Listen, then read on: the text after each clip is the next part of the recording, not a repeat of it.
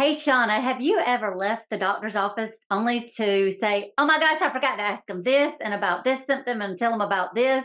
Has that ever happened? It is such a common experience. And our guest today, Susan Salenger, actually wrote the book on how to have better conversations with your doctor and navigate the medical system. And before we jump in, I want to give a shout out to a Girls Talk Healthy Aging listener, Miss Michelle Buffkin. Thanks for supporting the show and listening. Let's dive in. Welcome to the Girls Talk Healthy Aging podcast, where we dive deep into pressing health and fitness issues facing aging women. I'm Allie Kerr. And I'm Shauna Kaminsky. And together we'll bring candid conversations, expert advice, and personal stories that will inspire and empower you on your own wellness journey. Susan, we are so happy that you joined us on the podcast. Welcome. Thank you so much for having me. I appreciate it.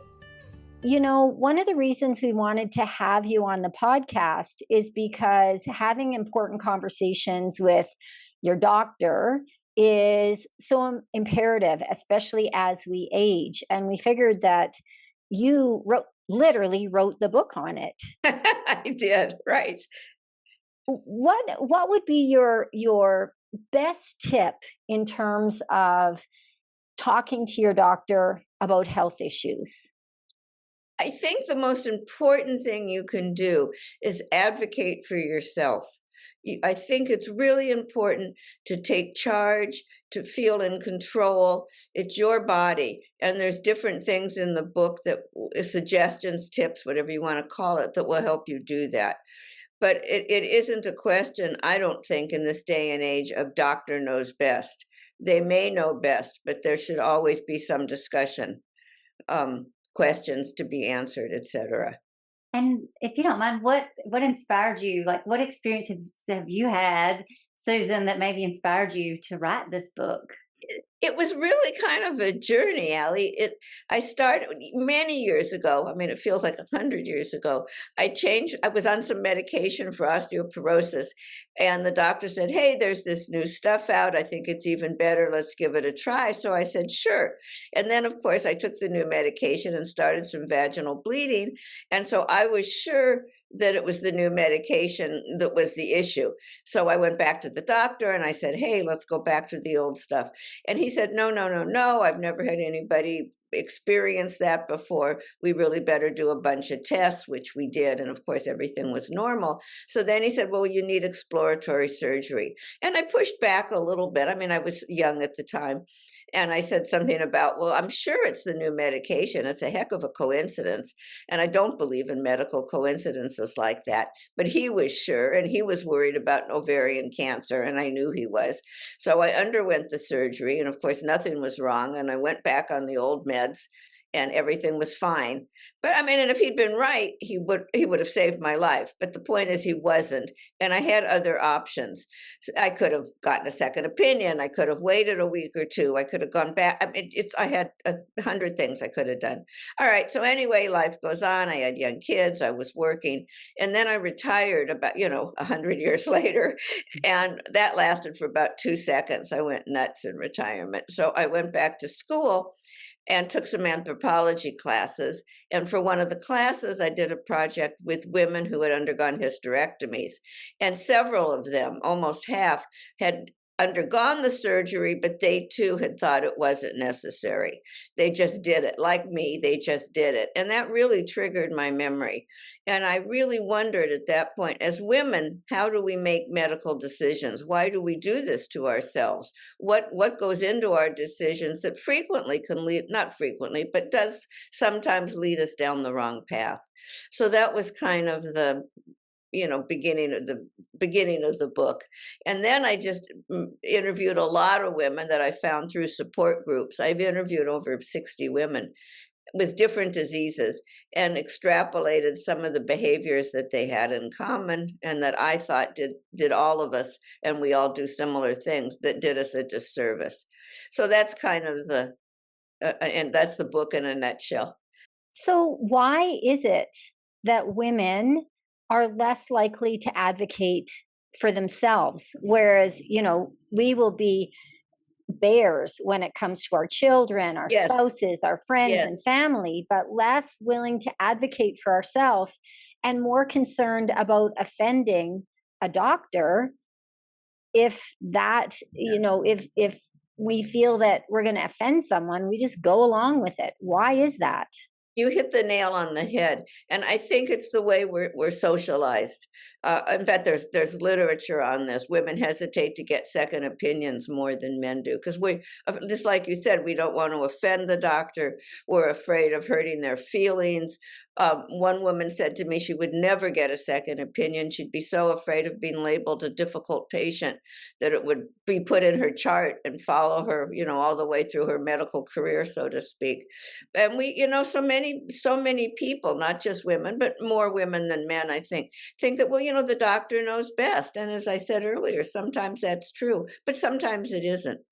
And I think the mistake we make, just to do a sidebar to your question for a minute, is that we don't realize how difficult and how tricky an accurate diagnosis can be. There's about 40,000 diseases out there, and those are just the ones we know about. And so many of them share similar symptoms. So sometimes for the doctor, a diagnosis can be like looking for a needle in a haystack. They give you their best guess. I mean, sometimes they're simple. You break your leg and you walk in and your leg hurts. That's not a tricky diagnosis. But if you go in and you're tired and you're irritated and you have no appetite those symptoms are shared by 39,000 of the 40,000 diseases out there. So I think it's tricky, and I think if more of us realize that, we'd probably be less hesitant to ask for that second opinion or to question the doctor. But it's truly a socialization. We've been, as women, we're taught to be nice and not to be rude, and we never take our ball and go home. We always play nicely. If you don't I have something like, nice to say, don't say it. I mean, that kind of thing. and I like, Susan, how you make it makes sense. Like, the doctors are not, they're doing their best. And so I Oh, like how you, absolutely. yeah. And so, but that's where we do know what's going on in our bodies, and being Yes. willing to, Yes. I suffer from Crohn's disease, and I went through several years getting a diagnosis for that. Well, And that's autoimmune, isn't it? yes, yes. I think the average diagnosis, I mean, you probably know this better than I do, is what, 7 to 10 years for autoimmune diseases? I don't know the stats on that. I know for me, it was probably about 5 for me, That's probably at least typical. probably about 5. And it's not that doctors I went to did not want to help. Oh, It's just no. that it just took getting to the right doctor at the right time with the right symptoms and Oh, then putting yeah. it together. So I did Well, have to go to I several.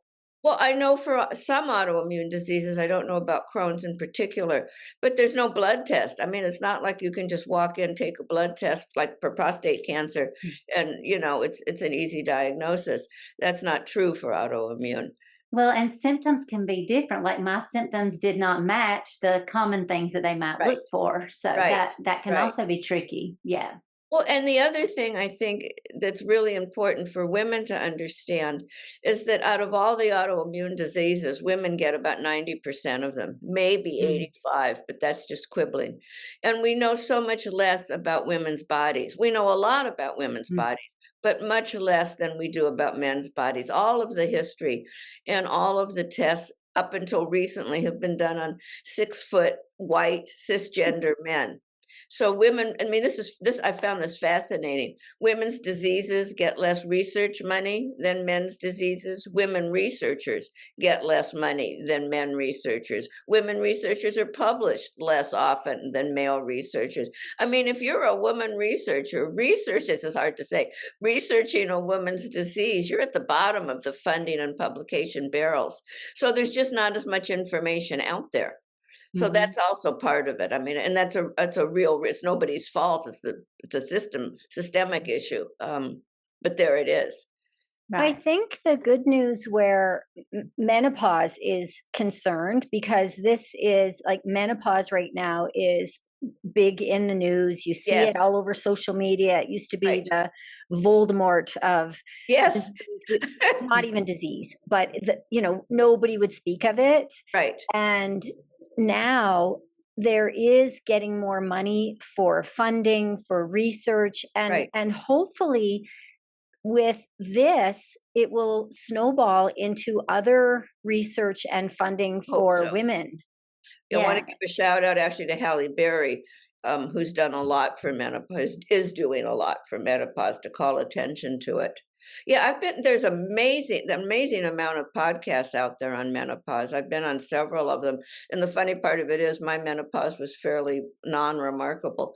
I had maybe a month or so of some hot flashes and really bad hair days, and that was that.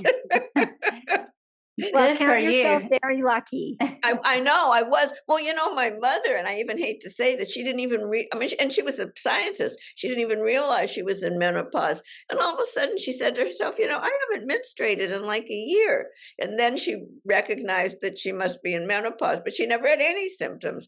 My kids who are older are suffering terribly. So Yeah, Wow. it's very much an individual experience, but the good news is that there is more awareness about it. yes, And my yes. point is that there is more funding and more research going towards menopause, and hopefully this will leak into other areas Oh, of I hope so. research where women are concerned. Well, and And I I think I'm I was sorry. gonna say, I think that when women start asking more questions of their doctors, whether it be about menopause or whether it be about autoimmune or any of those things, it actually does help to change that. Maybe more slowly than we would like, Yeah, but it does help because then maybe they get more curious about, I agree.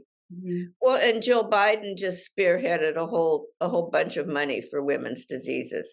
So, I mean, we are getting more attention, and I need to say finally. I mean, it's about Finally. time. I mean, I did a thing, part one of the chapters in the book is on medical history. I mean, this women being secondary or second class citizens in the medical field goes way back to ancient Egypt. I mean, I'm not kidding.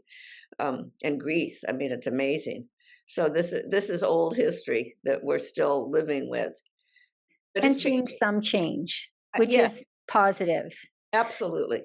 Now, Susan, I asked you this before we got on the podcast, and it's worthwhile asking now because I'm in Canada, you two are in the United States, and your book, which is called Navigating or Sidelined How Women Can Navigate a Broken Healthcare System, it is not just the US medical Right, system. right. Tell us about how Canadians can still benefit from your book and the principles within. Very easily, because it really isn't about the system as much as how we can I use the word behave? Can't think of another word. I don't like that word very much, but it's how we act in the doctor's office or with the doctor. I mean, if you don't question your doctor, that's universal. I don't care what your health system is. And you have to know what questions to ask. That too is universal. The system itself is irrelevant, as is the doctor to a certain extent, as is the disease. I mean, this is what you should do regardless of where you are, who you're seeing, or what disease you have. You want to go in with a list of symptoms, not in your head, for example. You want it written down so the doctor can review your list. Again, it doesn't matter what the system is. And there's all kinds of tips, practical tips like that in the book. I really designed it with a more universal model in mind. In all honesty, the titles is slightly misleading. I Can wouldn't you choose that title today. can you maybe share a couple of tips with us that you have for us as far as just navigating the doctor's office? The doctor's office. Yeah, I'm glad you asked, because that's one of the most important things I like to share. I feel like this is a public service announcement, but anyway. Absolutely. Yeah. The first thing I really think you should do, as I said, is write down your symptoms. And I do mean write. I don't mean have it in your head, because I get anxious when I go to the doctor and I forget half of what I came in for and I get distracted. Anyway, write them down if you can. And the second thing, in fact, not if you can, write them down, because I would assume you can. And secondly, you want to ask the doctor when and if you get a diagnosis to write down the name of the disease that he thinks or she thinks you have, because I think that's really important so that you can go home and if you have access to a computer, look it up, see if it feels comfortable, see what the prognosis is, see what What test did they do to arrive at that diagnosis? You want to stay in control of it. If it sounds right to you, that's terrific, and if it doesn't, you want to know why. That's why the research is so important. And you also want to ask the doctor, what else could this possibly be? One of the things somebody suggested that you could say, which I never have, but I do now, is I know you've had a lot of experience with people who have had my symptoms. Have they all had disease X, or was there something else that this could possibly be that maybe I could go home and research? So I think that's a really good tip. And I think it's really important to bring somebody with you, because again, I get anxious, and 4 ears are better than 2. So I think all of those things will really help you be clear about one of the things that really amazed me is only about 15 or 20% of women tell the doctor when they don't understand something. So that means that like 80% of us leave the doctor's office and don't really understand what we've been told. And you guys, it's our body, it's your body. You really want to take care of it. And doctors can make mistakes with the best of intentions. Some are not particularly competent, but most are. I mean, there's lemons in every profession. Or idiots is probably a better word. But basically, they're really trying to help you, and they're limited by the information out there. And so you want to take charge yourself a little bit too. I mean, that's really the basic message. And the book has a resource section at the back of it. I've done all the research for you. If you want to look up your disease, if you want to find out if the hospital you're being sent to is valid, and that's probably more US oriented. I don't know. I don't remember anymore. It's been a while. But the resource section gives you what I think are reliable websites, and that is universal. It's the hospitals that may be more limiting. Anyway, that was a long answer. Sorry. How do you feel about Dr. Google? Because I'm of the mind that if I feel like I have something going on, as I always go and tell my clients to make a list of questions. But Dr. Google, I usually do a little bit of research on my own, but that can be a black hole. Yes. So how do you feel about, people looking things up on the internet prior to seeing their doctor? I think looking things up on the internet, those are two questions, is a wonderful idea, because I think it really helps you be prepared. It may even give you some specific questions to ask, etc. But I would not go to Google. I would go to the Mayo Clinic. I use mayoclinic.org. Harvard, Stanford, probably McGill, for example. They have a great medical school. There's so much unreliable information on the internet. And as a novice, it's very difficult to sort out what's real and what isn't. And I think I do use the Mayo Clinic as my primary source, but I did give you guys a list of websites in the resource section. So that's really helpful, that going to the internet is fine, but yes, skip Dr. Google, because that is a black hole of misinformation, potential. Or if you go to Google, and I confess I certainly have at times, check it out with the Mayo Clinic so that you know Google may be right too. But double check. Don't have a heart attack because you think your doctor's telling you the wrong thing. It's more than likely Google's telling you the wrong thing. Yeah. Yeah. And it can make people really we can go all kind of places in our head when we get on Google and be really thinking that we have like 10 million horrible diseses and we're going to die tomorrow it can be super scary. Yeah, no, it's true. You're so right. So tell us about these ladies that you interviewed. So you interviewed these 60 ladies, anything that stood out to you that you really just remember, or anything in particular interviewee that stood out to you and their journey? Yeah, I think, well, two things stood out to me, which are, and they're related.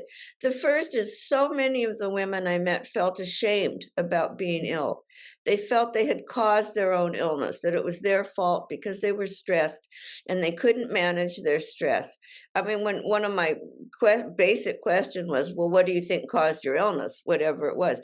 And from breast cancer to endometriosis to Crohn's disease, everybody felt it was their fault, that if they could handle their lives, handle their stress a little better, they would not have gotten cancer or whatever.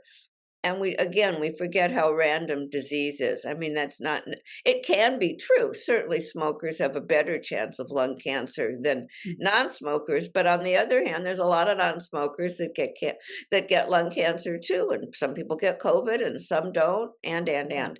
So, I mean, I think that really struck me. And as the result of that, I put together a couple of focus groups because I wanted some geographical diversity.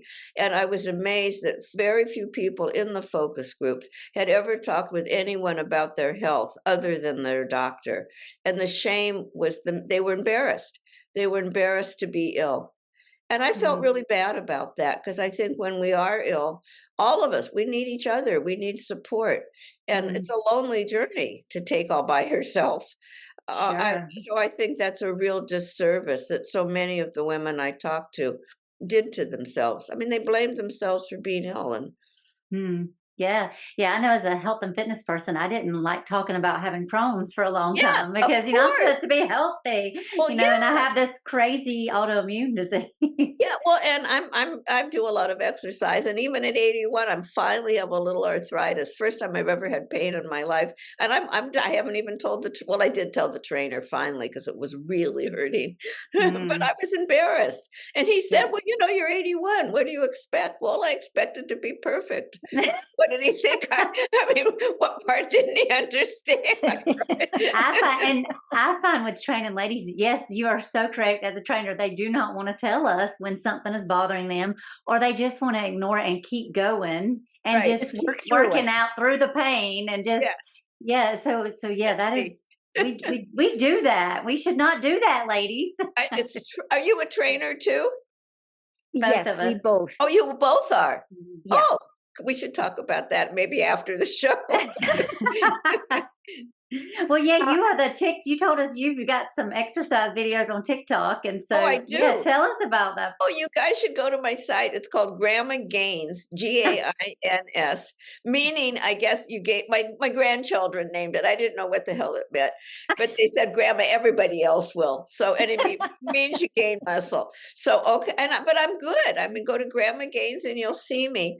And since I know this is a show about aging, I really have to say I've been exercising seriously for about 40 years. And I think that it's one of the reasons that I'm doing so well now that I'm at this end of the spectrum. I think that, I mean, I honestly, I don't enjoy it. The first 39 years were hell. Now I'm beginning to like it. The 40, now that it's been 40 years or whatever, and I can see how well I'm doing. Mhm. I'm strong. I still can't open my own applesauce, but I can bench press like 50 pounds. I'm this That's little old awesome. woman. I mean, I'm yeah. little. I weigh 100 pounds. That's pretty good. I can bench press half my weight. I mean, that's cool. I'm I, thrilled. and That is amazing. I love how you admit that you hated it for 39 years Oh, because people think that too. Like with, I'm sure Shauna gets this that they just assume I love to exercise all the yeah. time, and Oh, no. I did a workout earlier, and I was not happy about it for the first 2 sets. It wasn't until Yeah. I got closer to the end, I was like, Where you okay, know it's over. Yeah, I know It's it's over. almost over. that's exactly right. Yeah. I mean, and people say, well, doesn't it make you feel great? No, it makes me feel after it's over, I feel very self-righteous. Yes. It's worth it. I mean, it's hard to look 30 or 40 years ahead if you're in your 50s or whatever, I know. But truly, it's worth absolutely every painful, boring step. It really is. And I can tell you that honestly, that at this age, I move like a younger person. I really do. Um, Yeah. Nice. And I like that you probably didn't start until your 40s by the sounds of it. Right. I started, in 30s or 40s, I got a diagnosis of, as I was saying, osteoporosis. And they told me that, and I'm the right profile for it because Yeah, I'm small slender. person. Yeah. And they said Mhm. I was going to be one of those women that I would step off a curb and, my bones would shatter. Well, that scared the heck out of me, as you can imagine. And I Yeah. thought, not me, that's not allowed. So I immediately started weightlifting. And now I do Pilates because I'm older. So I think the Pilates is great for balance and coordination. Mhm. And I think the weightlifting is great for my bones and just I'm not frail. I'm not frail in the least. I Yeah. love that. That's really important. Isn't I think the weightlifting is better for frailty even than the Mhm. Pilates. Yeah, and Um, we used to be taught to, the society, when you look at what women did for exercise, it was always like a bunch of cardio back in the day. And so, right. and we were all striving to be thin and skinny back in the Yes. day. Yes. And Yes. so now I think we're finally starting to learn more and hear Yes. more about, being more substantial, not being, just skinny and No. frail, and that's In not fact, where it's at. as you're older, it's not particularly healthy to be skinny. That's You need right. to have an extra few pounds on you. So if you And do get sick, yeah. Yeah, that's one thing I'm looking forward to about being old. I can it's put on true. some pounds. No, it's I'm just true. gonna be eating. You won't worry nearly I as won't much. worry about And it. the other really good thing about aging, at least that I'm finding, is my appetite is decreased. I mean, I love Hmm. food, but I could out eat a truck driver there for a while. And Yeah. now I'm sort of more in balance with my size, and Mhm. it just happened. So I'm full. And that does happen, and that's actually something that can cause us to become thinner and frailer as we age. Is Yeah. the appetite Yeah. going away, and it's really something you have to. It's hard, and you have to really work Yeah. at it. Frailty Yes. is really not Yeah. good. But Yeah. what's nice for me anyway, because I'm competitive with myself, and weightlifting's good because I can go from 2 pounds to 4 pounds. I see the progress. I don't Yeah. see the progress as much in Pilates, for example, although I do love it. Yeah. I'm happy with my exercise, but as I said, it took 39 years. A late bloomer, what can I tell you?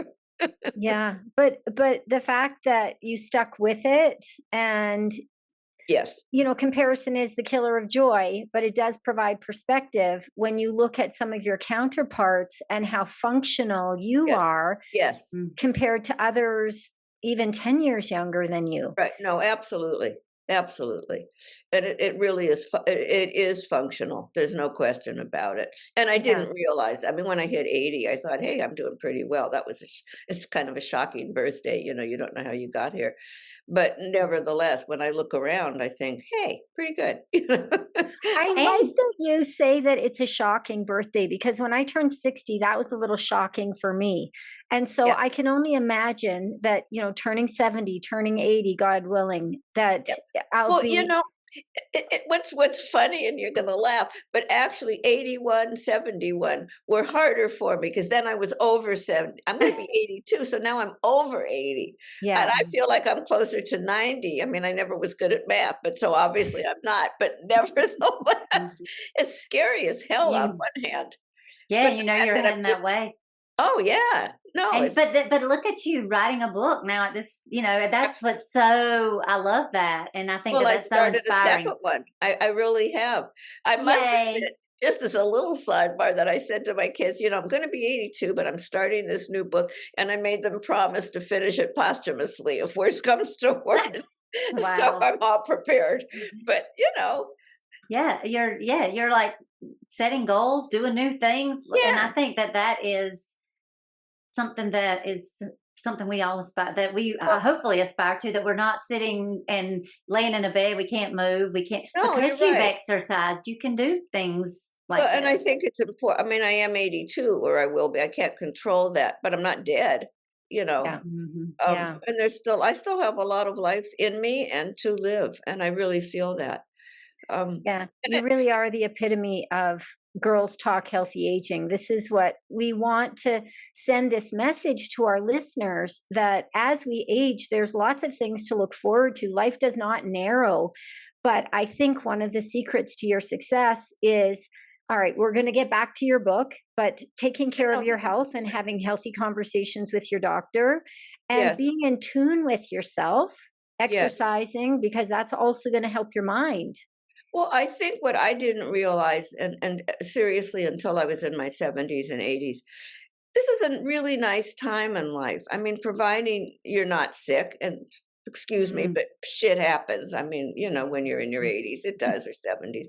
But it's a nice time in life, at least in my particular case. My kids are grown. Obviously I'm 80. They're out of the house. I have nobody to worry about myself except myself. And it's a lovely kind of narcissism.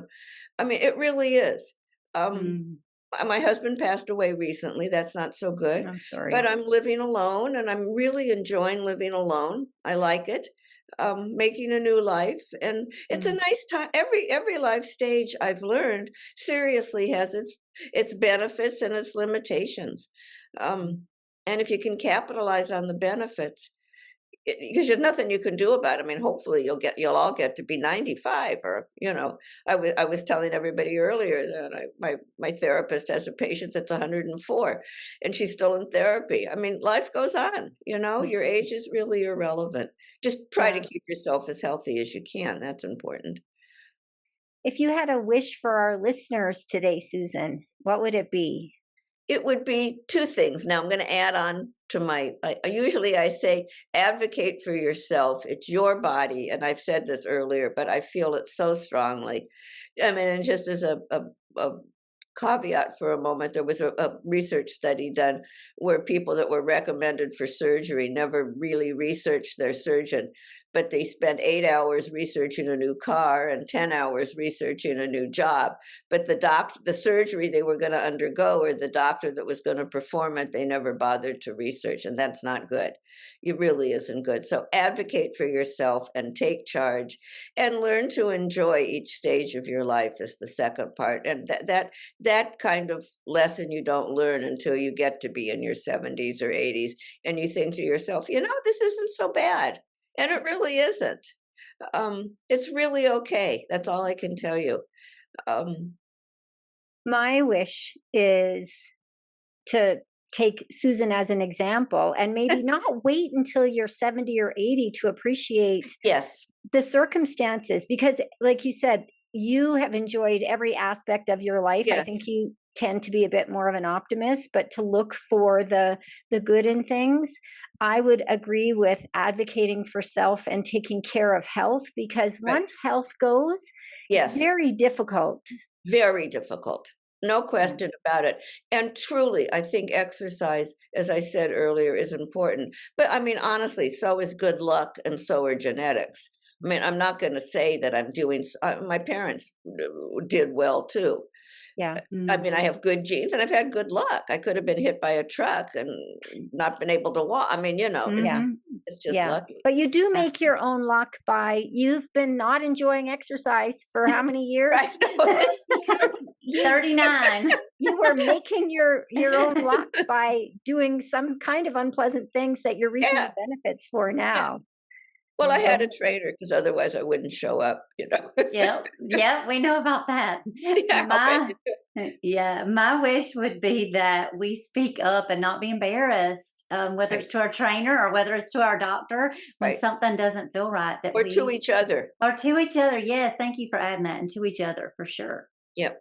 Thanks for listening. You'll find me, Allie, on Instagram at Allie Curve Fitness. And you'll find me, Shauna, on Instagram at Shauna Kaminsky. Feel free to pop us a DM with questions and or feedback. If you're enjoying the Girls Talk Healthy Aging podcast, please subscribe and share it with other health-minded women. Ratings and reviews are also much appreciated and help us get our message out to a larger audience. Until next time, be healthy and be happy.